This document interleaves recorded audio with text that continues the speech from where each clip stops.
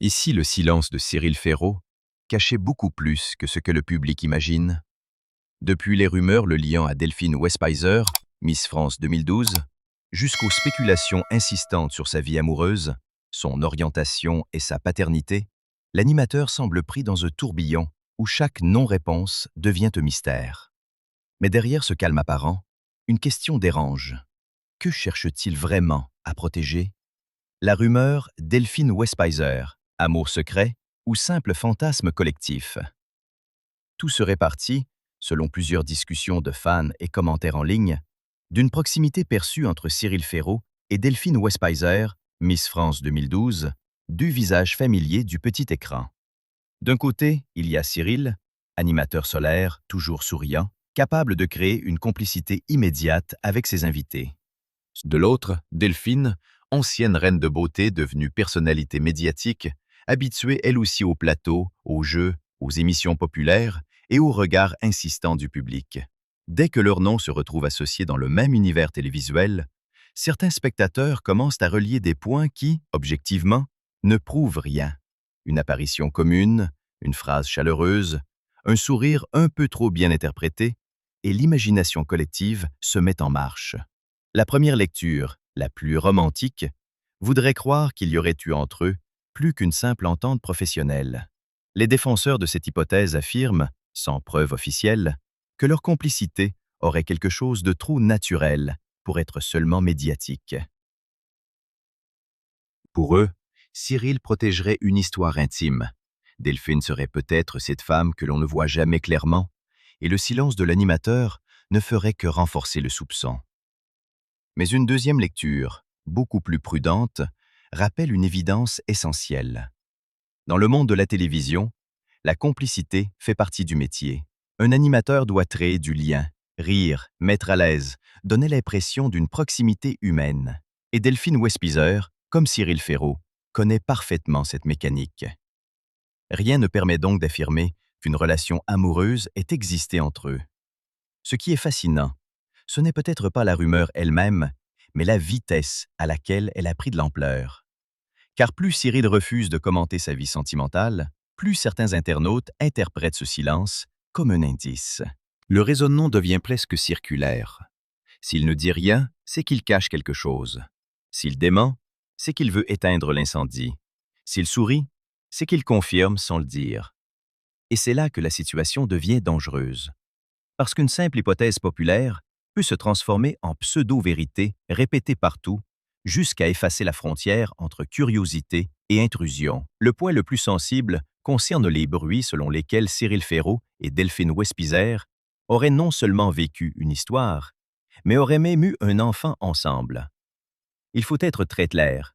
Cette idée relève de la rumeur publique et ne doit pas être présentée comme un fait établi.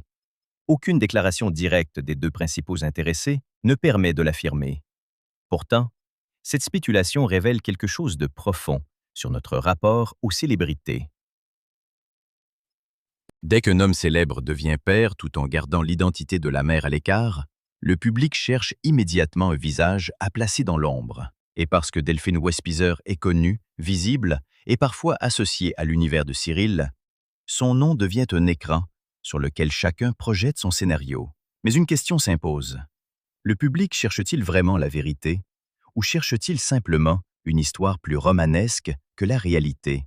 Car derrière cette supposée romance, il y a peut-être surtout une envie collective de percer un coffre que Cyril Ferraud garde fermé depuis des années. Le silence de Cyril. Protection ou invitation involontaire aux spéculations. C'est surtout son refus de transformer son intimité en feuilleton public. Dans une époque où beaucoup de personnalités exposent leur couple, leurs enfants et leurs blessures, Cyril avance à contre-courant.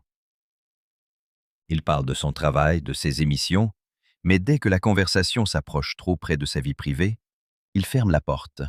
La première opinion affirme que son silence serait forcément stratégique. Selon elle, un homme aussi connu ne pourrait pas garder sa vie sentimentale aussi secrète sans raison majeure. Alors les hypothèses surgissent. Il protégerait une compagne inconnue. Il cacherait une histoire compliquée. Il voudrait éviter qu'un amour soit dévoré par les magazines. Ou il préserverait la mère de son enfant. Cette lecture donne au silence une dimension romanesque. Cyril deviendrait le héros discret d'une histoire que personne ne voit, mais que tout le monde croit deviner. Pourtant, la deuxième opinion, plus respectueuse, rappelle qu'un silence n'est pas une confession déguisée. Se taire ne veut pas dire mentir. Refuser de répondre ne veut pas dire cacher une faute. Protéger son intimité n'est pas un aveu, mais un droit. C'est dans ce climat que d'autres spéculations, plus intrusives encore, sont apparues autour de son orientation sexuelle. Certains commentaires ont voulu l'enfermer dans des catégories, comme si un animateur populaire devait se justifier. S'il n'affiche pas de femme, pourquoi? S'il ne parle pas de couple, pourquoi? S'il devient père sans présenter la mère, pourquoi? Cyril a déjà évoqué, avec une forme d'ironie fatiguée, cette curiosité qui revient toujours. Les gens se demandent s'il est discret parce qu'il n'a personne, parce qu'il veut protéger la femme de sa vie, ou parce qu'il serait homosexuel. Mais le point essentiel est là. Il ne faut pas transformer ces interrogations en vérité. Rien ne permet d'affirmer à sa place ce qu'il n'a pas choisi d'officialiser. Le sujet n'est donc pas de savoir quelle case lui attribuer, mais de comprendre pourquoi le public réclame une case. Et gardez bien cette question en tête. À la fin de cette vidéo, un détail intime, lié à son rôle de père et à un choix fait après une tragédie familiale, donnera peut-être une autre lecture de tout ce mystère. Pour l'instant, l'image est troublante. Plus Cyril Ferraud apparaît lumineux à l'antenne, plus sa vie privée semble entourée d'un rideau épais. Ce contraste nourrit deux camps. D'un côté, ceux qui estiment qu'une personnalité publique doit une certaine transparence. De l'autre, ceux qui pensent qu'on peut être célèbre sans devenir propriété collective. Cette deuxième position pose une limite essentielle. Aimer un animateur ne donne pas le droit d'ouvrir son courrier intime. Admirer son sourire ne donne pas le droit d'exiger le prénom de la personne qu'il aime. Le plus paradoxal, c'est que Cyril n'a presque rien besoin de dire pour devenir un sujet de conversation. Son calme suffit. Son sourire suffit. Son absence de réponse suffit. Dans le vide laissé par ses silences, chacun dépose sa version. Une romance avec Delphine, une compagne secrète, une identité cachée, une famille protégée. Mais peut-être que la vérité est moins spectaculaire et plus humaine. Cyril Ferraud a compris qu'en donnant une clé au public, certains ne se contentent jamais d'entrer dans le salon, ils veulent fouiller toute la maison. Le jour où le sourire s'est fissuré, la mort de son père. Pour comprendre pourquoi Cyril Ferraud protège autant ce qui se passe derrière la porte, il faut revenir à l'un des moments les plus violents de sa vie. La disparition de son père, Michel, en juin 2019, après un combat contre le cancer. Là, on ne parle plus de rumeurs, ni de romances supposées, ni d'hypothèses fabriquées par les réseaux. On parle d'une blessure réelle, d'un fils qui voit son pilier s'éteindre et d'un homme de télévision obligé, pendant un temps, de continuer à sourire alors que tout s'effondre à l'intérieur. Cyril a déjà raconté, avec une émotion difficile à masquer, qu'il avait appris la gravité de la maladie de son père alors qu'il était en plein enregistrement de Slam. Imaginez la scène. Les caméras sont allumées, le public est là, les candidats attendent, l'équipe technique suit le rythme et lui reçoit un message du médecin. En lisant les conclusions, il comprend presque immédiatement que le combat est en train de basculer, qu'il ne s'agit plus seulement de mauvais moments à traverser, mais peut-être d'un compte à rebours. La première lecture de cet épisode montre un professionnel impressionnant, capable de rester debout, de tenir l'antenne, de garder le ton juste et le visage rassurant. C'est l'image que beaucoup retiennent, celle d'un animateur qui ne laisse rien paraître parce que le spectacle doit continuer. Mais la deuxième lecture est bien plus douloureuse. Ce professionnalisme a un prix. Derrière chaque sourire, il peut y avoir une personne qui serre les dents. Derrière chaque phrase légère, une pensée qui retourne vers un lit d'hôpital. Derrière chaque applaudissement, un silence familial que personne ne voit. Ce moment révèle la face la plus cruelle de la télévision. Le public croit regarder quelqu'un de joyeux, alors qu'il voit peut-être quelqu'un en train de se briser avec élégance. Après cette annonce, Cyril aurait annulé plusieurs engagements pour rester auprès de son père dans les derniers mois. Et cette décision dit beaucoup. Car dans l'industrie médiatique, où l'agenda est roi, où les tournages s'enchaînent, où l'absence peut coûter cher, il choisit la présence. Il comprend que les plateaux, les audiences, les horaires, les contrats, tout cela devient secondaire lorsqu'un parent s'éloigne. C'est peut-être là que son rapport à la célébrité change profondément. La mort de Michel ne lui enlève pas seulement un père. Elle lui arrache une illusion, celle de croire que le temps peut toujours se rattraper. À partir de là, son silence prend une autre couleur. Ce n'est plus seulement une stratégie médiatique, c'est peut-être une forme de survie. Quand on a vu la maladie entrer dans sa maison, quand on a senti que la vie peut se retourner en quelques secondes, on comprend mieux pourquoi certaines choses doivent rester sacrées. Voilà pourquoi, lorsqu'on parle de Delphine Westpizer, de supposée compagne, de mère inconnue ou d'orientation sexuelle, il faut garder une limite morale. Derrière le personnage public, il y a un homme qui a déjà dû exposer son sourire pendant que son cœur se déchirait. Et peut-être que depuis ce jour, Cyril Ferraud ne protège pas un secret scandaleux, mais simplement les derniers territoires où personne ne peut lui voler son humanité. Tim, la paternité et le mystère de la mère absente des projecteurs. Puis est arrivée l'annonce qui a surpris une partie du public. Cyril Ferraud est devenu père d'un petit garçon prénommé Tim. À première vue, c'est une nouvelle douce, presque lumineuse, qui devrait simplement appeler des félicitations. Mais dans son cas, elle a réveillé les questions non résolues. Qui est la mère? Est-il en couple? Pourquoi ne montre-t-il pas davantage sa famille? Pourquoi ne donne-t-il que quelques fragments, comme s'il ouvrait la porte juste assez pour laisser passer une émotion, mais jamais assez pour permettre au regard d'entrer vraiment? La première opinion estime que cette discrétion nourrit forcément le mystère. Pour certains internautes, l'absence d'identité publique de la mère relance les spéculations autour d'une compagne secrète, d'une histoire protégée, ou même de noms déjà cités dans les rumeurs, comme celui de Delphine Westpizer. Dans cette logique, chaque silence devient un indice. Chaque photo non publiée devient une preuve manquante. Chaque détail absent devient un espace à remplir. Certains vont jusqu'à se demander si Cyril n'aurait pas choisi une communication minimale pour éviter que l'attention se concentre sur la femme qui partage, ou aurait partagé, cette aventure parentale. Mais la deuxième opinion rappelle qu'un enfant n'est pas un accessoire narratif pour satisfaire la curiosité du public. Tim n'a pas demandé à devenir un personnage de feuilleton médiatique. Sa mère, quelle qu'elle soit, n'a pas nécessairement choisi l'exposition. Et Cyril, en tant que père, peut décider de partager la joie sans livrer l'adresse émotionnelle complète de sa famille. C'est ce dosage qui rend son image si particulière. Il veut paraître proche, mais pas disponible. Sincère, mais pas transparent. Heureux, mais pas consommable. Après la perte de son père, cette paternité prend une dimension encore plus forte. On peut imaginer, sans le présenter comme une certitude, que devenir père, après avoir perdu le sien, change la manière de regarder le temps. Les nuits d'un enfant, ses rires, ses fragilités, deviennent peut-être des choses que l'on veut garder loin des flashs, car elles sont trop précieuses pour devenir du contenu.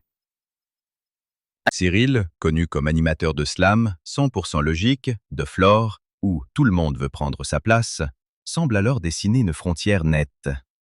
La télévision peut avoir son énergie, mais la maison garde son silence. Cette frontière est d'autant plus intéressante qu'il serait, selon certaines observations, plus attentif à équilibrer son travail depuis qu'il est père. Là encore, il ne s'agit pas d'affirmer une révolution intime que lui seul pourrait confirmer, mais de lire un mouvement. L'homme qui a longtemps enchaîné les tournages semble désormais habité par une autre priorité. Et quand on sait qu'il a aussi participé à des actions de soutien à des enfants malades, son rapport à l'enfance prend une résonance particulière. La maladie de son père, la fragilité des familles, la peur de perdre ceux qu'on aime.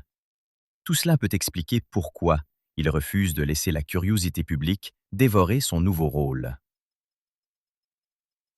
La révélation la plus troublante, finalement, n'est peut-être pas l'identité de la mère de Tim.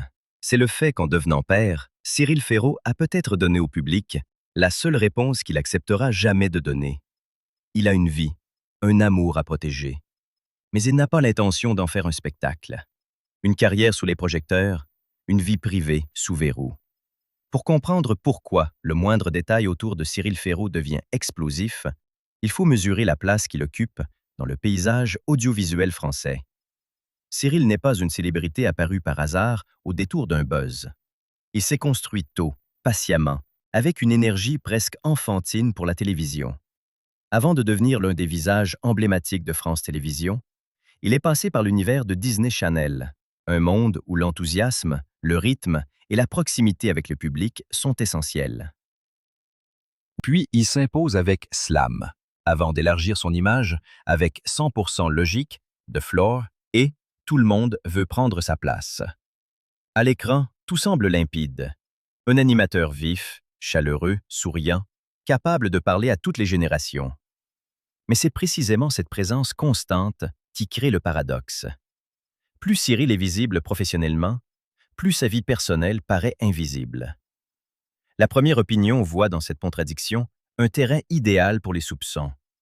Selon elle, un homme qui apparaît autant à la télévision ne pourrait pas séparer aussi nettement son personnage public et son existence intime sans entretenir volontairement une part de mystère. Dans cette lecture, chaque émission devient presque un décor derrière lequel on chercherait une autre histoire. Une femme tenue à distance, une relation jamais confirmée, une paternité protégée, ou cette fameuse rumeur avec Delphine Westpheiser que certains refusent de laisser mourir. La deuxième opinion, beaucoup plus solide, rappelle que la télévision est un métier, pas une autorisation permanente à fouiller une vie. Cyril donne déjà au public ce qui relève de son travail, son énergie, son humour, son professionnalisme, ses heures d'antenne, sa capacité à créer du lien. Le reste ne devrait pas être automatiquement considéré comme une dette. C'est ici que le cas Delphine Westpheiser devient révélateur. Delphine, Miss France 2012, n'est pas seulement une reine de beauté dans l'imaginaire collectif. Elle est aussi une personnalité télévisuelle, connue notamment pour Fort Boyard, un univers où Cyril Ferraud a lui aussi occupé une place remarquée. Cette proximité d'écosystème suffit parfois à fabriquer des scénarios. Même chaîne, même plateau, même cercle médiatique, même familiarité apparente avec le public. Il n'en faut pas plus pour que certains internautes transforment une coïncidence professionnelle en hypothèse sentimentale. Pourtant, une collaboration, une amitié, une complicité ou une apparition dans un même univers ne constitue pas une preuve d'amour. Ce que cette rumeur montre, c'est la puissance du montage mental. Le public prend des images séparées, les assemble, ajoute une musique dramatique, puis croit avoir trouvé un récit caché. Cyril Ferraud, lui, semble avoir choisi une autre logique. Laisser son travail parler et ne pas alimenter le reste. Ce choix peut agacer ceux qui réclament des réponses, mais il donne aussi à son image une rareté précieuse dans un milieu où tant de choses sont exposées, commentées, scénarisées. Dans un monde médiatique qui récompense souvent la confession, Cyril conserve une part d'opacité. Et cette opacité, loin de l'affaiblir, le rend paradoxalement plus fascinant. Le vrai scandale, aimer un artiste ou vouloir posséder sa vie. À ce stade, la question n'est plus seulement de savoir si Cyril Ferraud a réellement vécu une histoire avec Delphine Westpheiser, si la mère de son fils est une femme connue, ou si les spéculations autour de son orientation ont un quelconque fondement. La question la plus dérangeante est ailleurs. Pourquoi le silence d'un homme provoque-t-il autant d'insistance? Deux camps se dessinent très nettement. Le premier affirme que la célébrité implique une forme de transparence. Pour ses spectateurs, Cyril doit presque quelque chose au public parce qu'il entre dans les foyers depuis des années, parce qu'il sourit tous les jours à l'écran, parce qu'il est devenu familier, presque intime. Selon cette vision, savoir qui partage sa vie, qui est la mère de son enfant ou pourquoi il refuse de répondre ferait partie du pacte entre une personnalité populaire et ceux qui la suivent. Mais le second camp répond avec force. La popularité ne supprime pas le droit au secret. On peut aimer un animateur sans exiger son dossier sentimental. On peut admirer son talent sans réclamer une preuve de son orientation, de son couple ou de sa parentalité.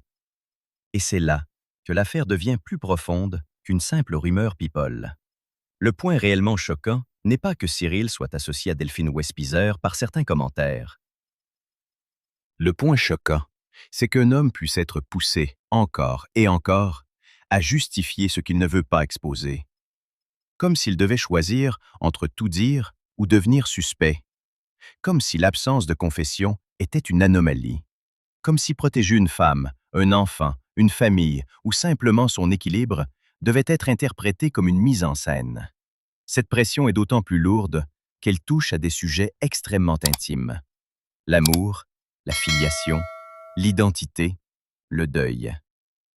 Cyril a connu la perte de son père. Il a découvert la paternité. Il a construit une carrière immense. Et pourtant, une partie du débat public revient toujours à la même porte fermée. Qui est derrière? Qui partage sa vie? Que cache-t-il? Mais peut-être que la réponse la plus puissante est justement qu'il ne cache rien qui appartienne au public. Il protège. Et protéger n'est pas mentir. Protéger, c'est parfois refuser de transformer ce qu'on aime en argument médiatique. Dans cette lecture, son silence n'est pas une faiblesse, c'est une frontière.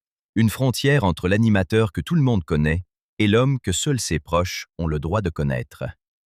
Cela demande une certaine fermeté, surtout dans un paysage où la moindre story, la moindre photo volée, le moindre indice supposé peut devenir un titre accrocheur.